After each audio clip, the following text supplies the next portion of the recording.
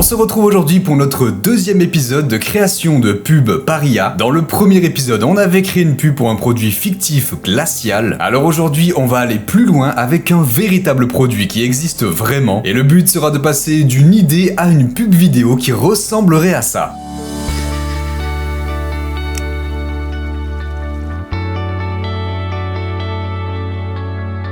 Dans cette vidéo, je vous montre la méthode exacte que j'utilise, le workflow d'outils IA pour avoir un résultat convaincant. Alors est-ce que vous êtes prêt à devenir chef d'orchestre d'IA? C'est parti!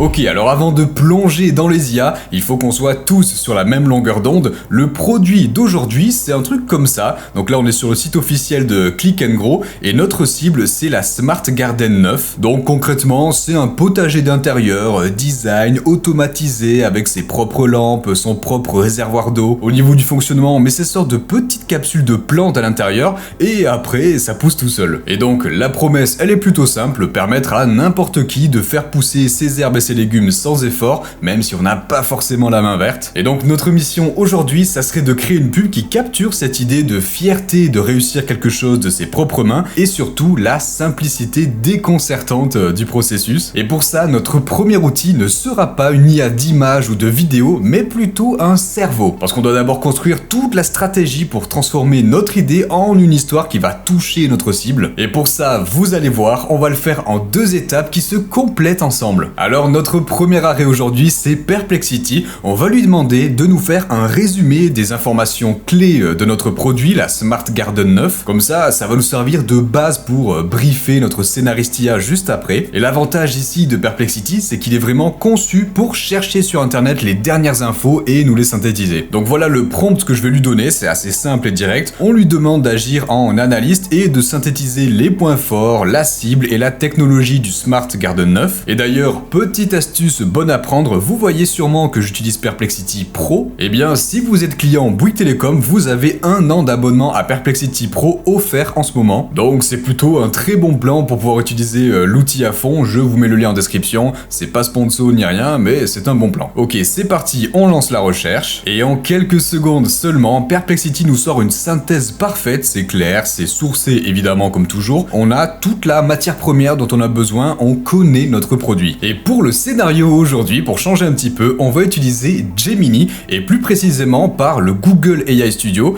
Alors pourquoi je passe par cette interface et pas par le Gemini classique? Tout simplement parce que ça nous donne un accès gratuit à Gemini 2.5 Pro, leur modèle le plus puissant. D'ailleurs, si on regarde les classements à l'heure où j'enregistre, il est toujours au top de la Chatbot Arena, en haut de tous les classements, et oui, même devant le tout dernier Grok 4. Et donc à ce Gemini, on va lui donner le brief qu'on vient de générer avec Perplexity pour qu'ils connaissent vraiment le produit et on va lui demander ensuite de nous pondre un scénario pour notre pub vidéo. Et vous voyez, ce qui est intéressant ici avec l'AI Studio, c'est que je peux ajouter des fichiers comme ça facilement dans la conversation pour ajouter du contexte avant de lui parler ou même après pour en rajouter. Là par exemple, j'ai fait glisser le brief créé par Perplexity, mais ça peut être n'importe quel fichier sur votre Drive Google par exemple. Ok, donc regardez bien le prompt que je lui envoie. Je lui donne le rôle de scénariste. La tâche, c'est de créer un scénario simple en 3 actes pour une pub de 30 secondes environ, qui eux-mêmes seront divisés sur plusieurs plans courts. Et le contexte, c'est toutes les infos de Perplexity, je lui indique que c'est dans le fichier donné juste avant. Je précise un angle bien précis qu'on voudrait, la transformation de la frustration à la fierté, en insistant sur la simplicité. Et il n'y a plus qu'à faire générer, donc là je viens de lancer, et on voit que directement il se met à réfléchir, puisqu'on est sur Gemini 2.5 Pro, donc un modèle de Gemini qui prend le temps de réfléchir avant de donner sa réponse. On peut voir un petit peu le détail de sa réflexion, mais pas tout précisément, c'est juste une indication. Et voilà un petit peu sa réponse. Donc on a bien nos 3 actes qui sont divisés en plusieurs scènes à chaque fois de quelques secondes, donc de quoi faire quelque chose d'assez dynamique. On a donc ici une première version, un brouillon, mais notre rôle, ce n'est pas de l'accepter directement, passivement, c'est un petit peu de challenger ce qu'il va nous proposer, de la pousser à faire mieux. Et donc au sein de cette même conversation, vu qu'il se souvient des messages précédents, on va affiner notre demande, on va lui demander demander d'injecter plus d'émotion par exemple. Et donc je lui rajoute ça, c'est un bon début mais un petit peu trop générique, on va essayer d'affiner ça. Je veux que tu réécrives le scénario en insistant sur le contraste émotionnel fort entre le monde d'avant et le monde d'après, avec la frustration avant et la fierté après. Et on va relancer ça et normalement on devrait avoir un deuxième scénario ressemblant mais un petit peu affiné. Ok, donc voilà sa deuxième proposition. Le message clé: arrêtez d'acheter du plastique, commencez à cultiver votre fierté, intéressant, avec un passage radical d'un monde gris, frustrant, artificiel, à un monde vibrant, vivant, satisfaisant. On a donc nos 3 actes divisés en plusieurs scènes, et bien maintenant on va voir ce que ça peut donner. Donc on a là un véritable plan de bataille, mais maintenant le vrai défi commence. Comment on transforme tous ces mots, toutes ces idées en images et en vidéos? Alors on pourrait essayer tout simplement de décrire chaque scène nous-mêmes sur Recraft ou Midjourney ou tout IA de génération d'images, mais c'est un art, un bon prompt, c'est ce qui fait la différence entre une image générique et une œuvre d'art utilisable. Et en général, c'est souvent là que les gens bloquent. Et donc, si au lieu de se creuser la tête et de perdre du temps, on demandait à notre scénariste, ici Gemini, de mettre une deuxième casquette, celle de directeur artistique et de maître du prompt. Et donc voilà ce que je vais lui demander maintenant, en te basant sur le scénario que tu viens d'écrire. Agis comme un directeur artistique et un maître du prompt, et pour chaque plan, génère 2 prompts distincts, un prompt détaillé pour une IA de génération d'images comme Recraft, et un prompt concis pour une IA de vidéo décrivant uniquement le mouvement. Commence par une partie distincte pour créer un personnage récurrent et avoir des photos du produit Smart Garden 9. Donc ça, c'est une astuce de workflow tout simplement géniale. On fait travailler l'IA pour piloter les autres IA. Et avec ça, un gain de temps et d'efficacité phénoménal. Et regardez ça, il nous a véritablement mâché tout le travail. Pour chaque scène, on a notre prompt pour l'image fixe et notre prompt pour l'animation. Alors évidemment, tous les prompts ne seront pas parfaits, mais au moins ça nous donne une base exploitable. On ne part pas d'une feuille blanche, c'est vraiment ça l'essentiel. C'est à nous ensuite d'adapter et améliorer les prompts selon les résultats qu'on va obtenir. Et donc maintenant qu'on a tout ça, on peut enfin passer à la production. Bon, pour commencer, on va avoir besoin d'un visage pour notre histoire, et c'est là qu'intervient notre directeur de la photographie, Recraft. Donc j'ai pris le prompt que Gemini nous a préparé pour la scène du personnage et je l'ai collé ici dans Recraft en arrangeant un petit peu pour l'améliorer, et je vais lancer plusieurs générations en modifiant un petit peu le prompt ou pas forcément pour finalement avoir notre personnage récurrent. Bon, voilà qui fera l'affaire. Après plusieurs essais et ajustements de prompt, on a notre acteur prêt pour cette pub. Donc cette image servira de base pour ensuite venir mettre notre personnage dans diverses scènes. Donc je suis venu copier notre image pour garder celle-ci toujours en référence, et je suis venu sélectionner ici le modèle Flux 1 Context Max qui me permet de faire des modifications sur les images en écrivant ce que je veux modifier. Par exemple, lui faire bouger la tête, lui changer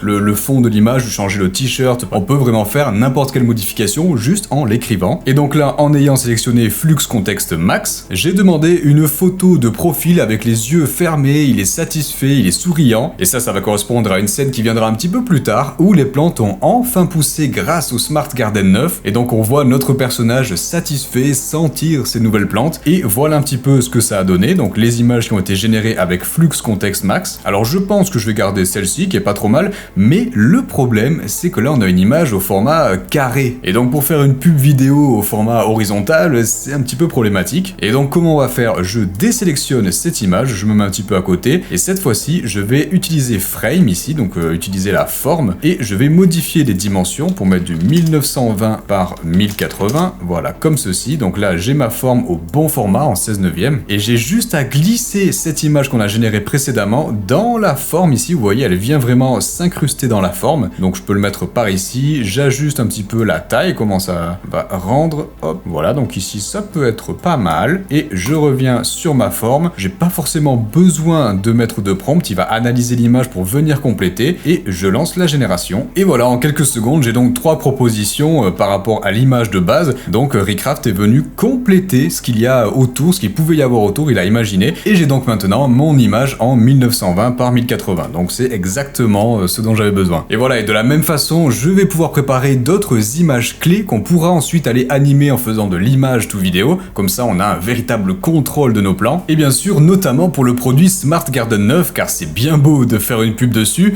Si on ne le voit jamais, ça servira à rien. Pour ça, j'ai récupéré des images du produit provenant du site officiel et je vais les détourer automatiquement en sélectionnant ici l'image et avec l'option en haut Remove Background, donc retirer l'arrière-plan. Franchement, on peut pas faire plus simple que ça. Voilà, en quelques secondes, il m'a bien retiré l'arrière-plan. Il a quand même gardé ici l'arceau juste au-dessus qu'il aurait pu enlever si jamais il s'était trompé. Donc là, il a très bien fait. Et comme ça, je vais pouvoir créer d'autres formes, inclure mon produit à l'intérieur et l'insérer dans diverses scènes pour ensuite les animer avec les IA de vidéo. Ok, on a un script, on a des images fixes cohérentes et honnêtement, c'est à ce moment précis que j'ai failli arrêter l'enregistrement parce que je sais ce qui vient après. C'est le cauchemar de l'animation. C'est le moment où 99% des projets vidéo IA partent dans tous les sens et deviennent un vrai chaos visuel. Alors ne partez surtout pas parce que ce qui suit, ce n'est pas juste une démo, c'est une vraie bataille. Une bataille contre les IA qui déforment les visages, qui oublient la physique, bref, qui font n'importe quoi. On va voir si on peut gagner cette bataille ou si, comme souvent, l'IA aura le dernier mot. Et la réponse, c'est maintenant. Donc on va mettre au défi quelques outils IA du moment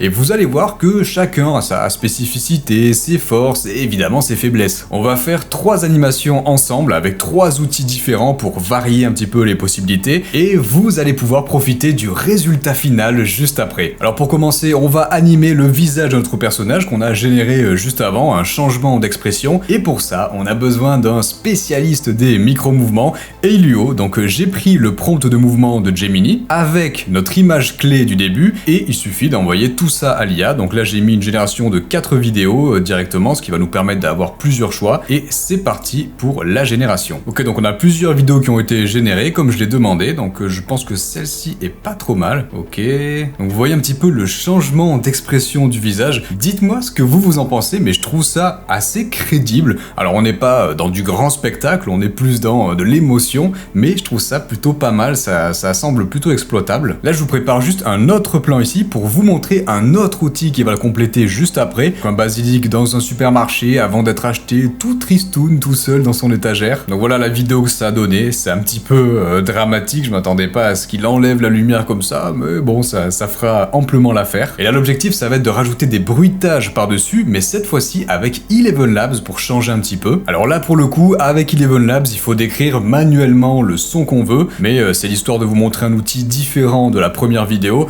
D'ailleurs, je vous la mettrai en description si vous voulez jeter un petit coup d'œil après. Et donc là par exemple, pour ma petite vidéo, j'aimerais un bruit d'ambiance de supermarché. J'ai écrit le prompt Ambient Supermarket Noise with Occasional Checkout Beeps. Je lance ici la génération, et hop là, Eleven Labs me prépare 4 propositions qu'on va écouter.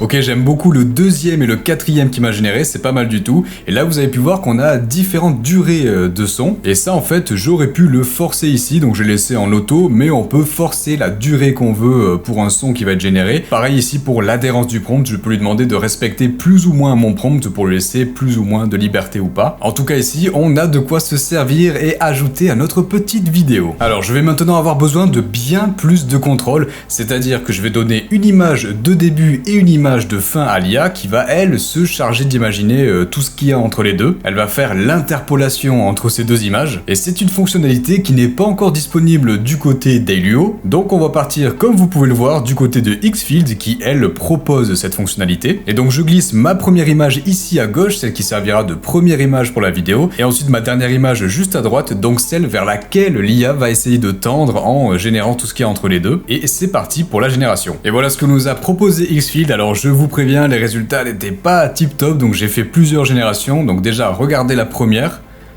Voilà, un truc assez bizarre avec le Smart Garden qui tourne. Bon, bah là, pour le coup, le timelapse, c'est complètement raté. Pareil pour la deuxième, qui n'arrange pas vraiment. Voilà, c'est juste un fondu, donc bon, rien de bien spécial. Ça, on aurait très bien pu le faire au montage avec Premiere Pro. Et par contre, la dernière, un petit peu mieux déjà. Là, on a plus cette sensation de timelapse. Voilà, ça se transforme, même si on a encore cette espèce de mouvement un peu bizarre. Mais ça rend déjà beaucoup mieux et ça sera beaucoup plus exploitable. Vous voyez qu'il faut pas être timide sur les tests, les essais. Si ça échoue, essayez de nouveaux prompts, changer les effets. Il y a toujours moyen de s'en sortir, mais des fois, il faut insister. Alors, on a réussi à animer le visage avec Helio. On a dompté Xfield pour notre timelapse. Mais maintenant, c'est l'épreuve du feu, le test du roi de la colline. On va s'attaquer au mastodonte, celui dont tout le monde parle, VO3 de Google. On va enfin voir ensemble si le buzz est justifié. C'est parti. À savoir ici que je passe par l'interface officielle de Google, donc Google Flow. Alors, je vois déjà sur l'interface en bas que j'aurais pu utiliser pour avoir le contrôle de l'image de début et l'image de fin comme avec Xfield juste avant, donc ça c'est bon à savoir. On va d'abord essayer avec VO3 Fast, donc plus rapide et qui utilise moins de crédits, et juste après VO3 Quality qui utilise le plus gros modèle de Google et qui devrait donc nous offrir un meilleur rendu. Et juste avant de lancer ça, j'en profite, si jamais la vidéo vous plaît, laissez un petit like, un gentil commentaire, ça fait toujours plaisir. Et surtout, abonnez-vous à la chaîne, il y a plein d'autres belles vidéos en préparation que vous allez adorer. Alors, je prends notre image clé, donc là apparemment il faut la recadrer, ok, pas de souci. J'ai rajouté le prompt, donc on a l'homme qui vient garnir son plat avec les petites plantes qu'il vient tout juste de cueillir. On pourrait rajouter ici, je vois le petit bouton pour différents mouvements de caméra. Bon là je vais le laisser comme ça, on va voir comment VO3 se débrouille tout seul. Et c'est parti. Là je sais pas vous, mais j'ai hâte de voir le résultat. Et nous y voilà, donc Google Flow nous a généré deux propositions, toujours avec VO3 Fast, on verra le plus gros modèle juste après. Alors voilà la première.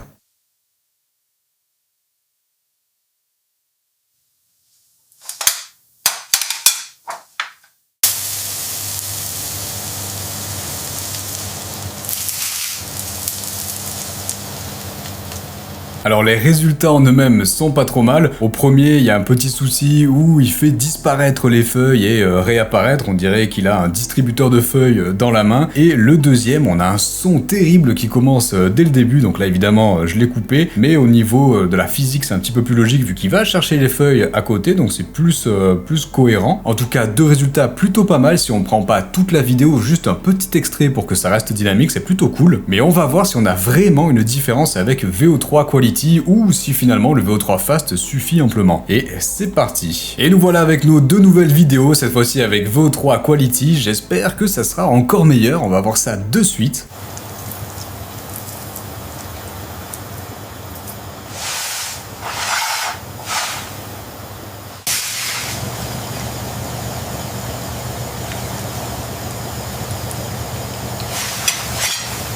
Alors pour le son, je trouve que c'est pas encore trop ça. En même temps, qu'est-ce qu'on pourrait imaginer par rapport à cette scène, c'est pas forcément très évident. Mais par contre, pour la première notamment, je trouve que la physique de la feuille a très bien été respectée. Il la pose délicatement et elle n'a pas une nouvelle qui apparaît dans sa main. Donc ça a beaucoup mieux fonctionné que les deux précédentes. Pareil pour la deuxième, au final, il hésite un petit peu à la poser. Mais après, il n'y en a pas de nouvelle qui apparaît. Il s'essuie même un petit peu les doigts. Je trouve ces deux résultats quand même meilleurs par rapport à VO3 Fast. On voit quand même une certaine différence, ça peut valoir le coup pour certains plans. Et donc maintenant on commence à avoir nos plans, de la matière brute pour monter toute notre histoire. Alors vous l'avez vu, le secret c'est pas de connaître un seul outil par cœur, c'est vraiment de comprendre leurs forces, leurs faiblesses et les faire travailler ensemble. On a utilisé Perplexity et Gemini pour le cerveau, la stratégie, la direction artistique. On est ensuite venu sur Recraft pour tout ce qui est vision et ensuite un trio d'animateurs IA pour le mouvement. Et c'est ce workflow de chef d'orchestre d'IA qui transforme une simple idée en une pub vidéo cohérente. J'espère que cette plongée dans les coulisses de la création IA vous a plu. Si vous voulez maîtriser ce genre de workflow et recevoir des prompts prêts à l'emploi pour vos propres projets, ma newsletter Yaka est faite pour vous, c'est le premier lien en description et c'est gratuit. Si la vidéo vous a été utile, n'oubliez pas le petit pouce bleu, le commentaire, abonnez-vous et activez la cloche pour ne pas rater le prochain défi, et d'ailleurs dites-moi en commentaire sur quel produit vous voulez que je fasse une pub IA, qui soit réel ou fictif. Allez, assez parlé, je vous laisse avec le résultat final, monté et avec le son. C'était le Bretzel, à très vite.